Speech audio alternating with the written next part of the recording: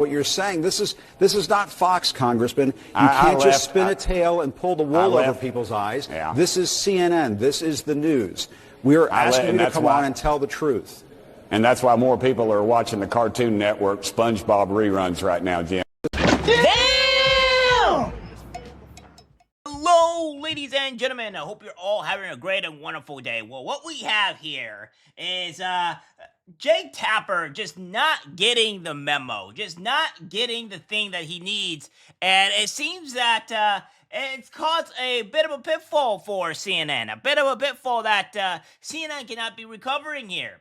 And it is an issue on hand that we have with these CNN just not be able to survive. They're not making the cut. They're losing millions and millions, almost a billion. So it ain't looking good. And what we have here is from the New York Post saying CNN boss Mark Thompson told Jake Tapper, Anderson Cooper, and 100 other journalists not to express outrage during Trump inauguration. Well, it goes on to say here that CNN boss Mark Thompson told more than 100 journalists and top on-air talent, including Jake Tapper and Anderson Cooper, that they ought to avoid prejudging President-elect Donald Trump while cautioning them against expressing any outrage of their own during the inauguration, according to a report. Thompson convened in a virtual editorial meeting Sunday that concluded Tapper, Cooper, and scores of other senior personalities to discuss CNN's coverage of the inaugural ceremonies that took place the next day in Washington, D.C. During the meeting, Thompson made it clear that he did not want the coverage to relegate the past, including to status reporter Oliver Darcy, and an allusion to Sydney's historical hostile relationship with Trump. Thompson asked his charges to avoid editorializing as well as to steer coverage away from focusing on Trump's legal problems, including convictions of falsifying business documents related to alleged Stormy Daniels hush money payment, according to the report. Instead, he urged staffers to focus on Trump's second term and be open-minded about the next 4 years, according to status. CNN spokesman declined to comment. The New York is reportedly planning to lay off hundreds of employees on Thursday. Well, this is the problem here. This is what Jake Tapper had a quite angry interview with Tim Hutchinson here that kind of really didn't get the memo. He kind of didn't listen to his boss. So this is the result. Discuss that and more now with Republican Congressman Tim Burchett of Tennessee. Congressman, thanks so much for being here. Axios is reporting that Trump's January 6 pardons were a last-minute decision. His team was reportedly wrestling with how to handle them. But according to one advisor, Trump said, quote, "F it, release them all." Your response? Well, Jim, as always, it's good to be on here for my weekly beating from you all at CNN, and I appreciate you, brother. And I was thinking about you this morning, actually, because I remember Rush Limbaugh, somebody called in when Bill Clinton was elected president, and they said, "Oh, I bet you're depressed." And he said, "Depressed? Heck no, I got 4 years of material." Just think, you've got 4 years of material at least right now. Well, I'm not so much worried about material, Congressman, as I am about the president releasing violent offenders who attacked the Capitol, where you're standing right now on January 6th, people who are convicted of seditious conspiracy. Do you defend what Donald Trump did, releasing these people from prison, pardoning them, commuting their sentences? Yes or no? Well, I was the last person to leave the Capitol grounds, the floor of the Capitol, last member of Congress on January 6th when all this went down. I was offended as anybody. If they crossed those barriers, they were breaking the law. But you got to realize, too, they are charged under federal law. Many of them never even saw their day in court and were sitting in a jail cell. So the whole thing is Congressman, bad news. But you also, Congressman, I asked you a yes or no question. Do you agree with President Trump's decision to pardon these violent people and releasing them from jail? If they were truly violent, no. But do I know that they were? I don't know that. What do you mean you don't know that? We're showing the footage on the air right now. Congressman, you were there that day. There are offenders on January 6th who violently beat police officers. There are offenders who are convicted of seditious conspiracy. That is the truth. This is a political world, Jim, and I don't remember you all on CNN condemning Joe Biden for commuting the sentences of murderers and child molesters, which he did, and you all Congressman, I'm not asking you about that. Congressman, we talked about Joe Biden's pardons. You never do, Jim. Congressman, we did talk about it. We talked about Joe Biden's Oh, pardons. Jim, you did not. You all read your report from the Democrat National Committee, as you always do, that and is you attack absolutely Americans. false. Congressman, No. are you going to respond and say whether or not it is right to let these people out of jail?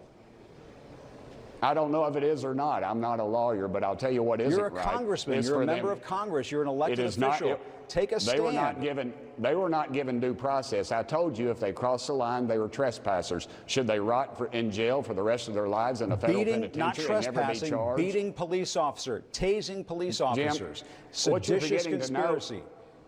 What you're forgetting to say is the ones that he didn't release. Why did he not release those? There are several that he did. This blanket thing you're all talking about is not a blanket. It's not a blanket pardon. There were several that he didn't for those very same reasons. Why are you not focusing on them? Congressman, we're talking about the leader of the individuals of what they happened did. to Back the Blue? What happened to backing police officers? Your party know, has you said just- time and again, we back the blue. It sounds like you let down the blue. You're betraying the blue. Jim, why don't you just give an editorial and not let me come on? Look, what happened in the last 4 years with police? What happened with all the riots that took place all across the country? Police officers were murdered. Courthouses were burned. Over 22 police cars were burned. Yet no one went to jail for that. Where's your crocodile You're tears engaged for that? No, Congressman, you're not engaging addressing in the a game. facts. You're engaging in a game of whataboutism. People were What about obviously what you all do at prosecuted after CNN those every riots. day? Every What are day, you all talking you've about done what is we're doing at CNN. We didn't storm every the day. Capitol. These people did, and President Trump let them out of jail. Yeah, so it doesn't seem that Jake Tapper really got the memo. It didn't quite stick into his head to say, hey, Jake Tapper, calm down. Don't be emotional. Don't do this. Don't go and do this, and we'll be fine. But unfortunately, Jake Tapper did not get the memo here. He's a bit of an idiot, as it seems, because normally this is what happens. Well, we have this here from the Daily Mail saying CNN in turmoil as anti-Trump star Jim Acosta threatens to quit over midnight slot move. CNN anchor Jim Acosta is reportedly considering quitting the broadcaster after being demoted from his prized 10 a.m. show and threatened with banishment to the Siberia of broadcasting. Oh, that's not good. That's so sad. On Thursday, rumors that Acosta's lost warning show were confirmed by CNN boss Mark Thompson as Georgia layoffs in the TV division were announced. He'll be replaced at the time by the Situation Room with Wolf Blitzer and Pamela Brown.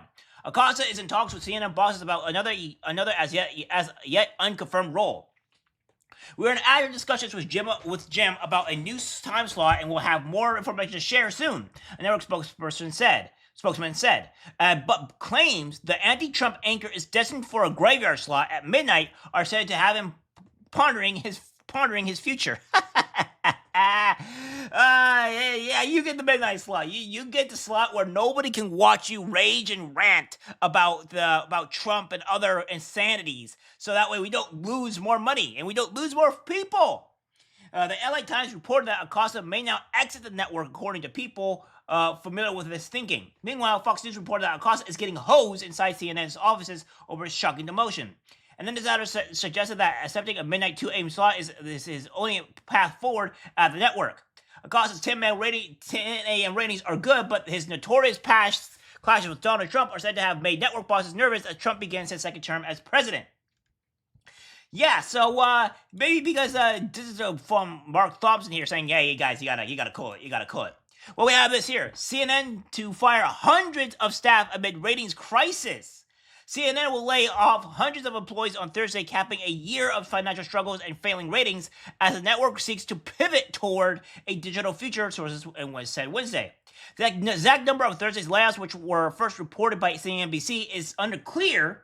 They will not impact CNN's market talent, which includes Jake Tapper, Caitlin Collins, and Anderson Cooper.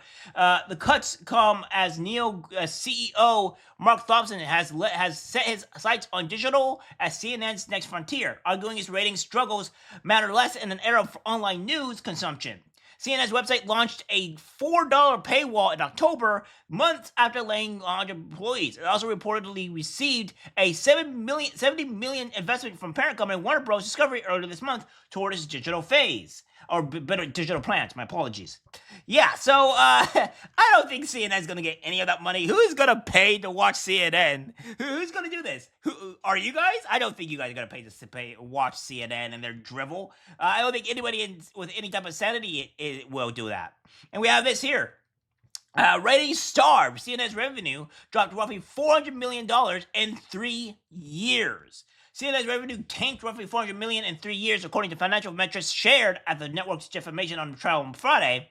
During the case, which concluded Friday, awarding Navy veteran Zachary Young $5 million in damages, a forensic economist revealed that the ratings challenged network brought in roughly $2.2 billion in revenue in 2021 and $2 billion in revenue in 2022 and $1.8 billion in 2023.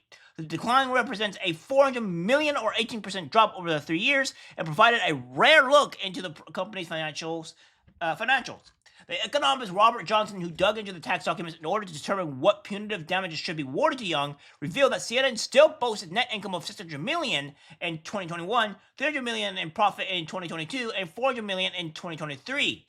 The numbers represent the plan's interpretation of subset of data as presidential litigation, and they do not represent financial data for the whole of CNN's business. So, yeah, it is, looks like it is the, collapse of CNN, and it is not looking too great for them.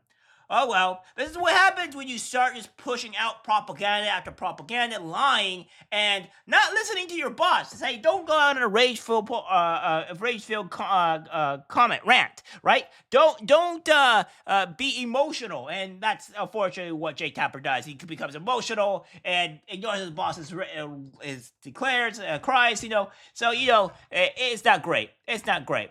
Well, guys, that's it for the video. Like, subscribe, share, and as always, take care, my friends. I'm disgusted by what I see in public. Even people closest to us can't be trusted, because it's algorithmic disease, the social media.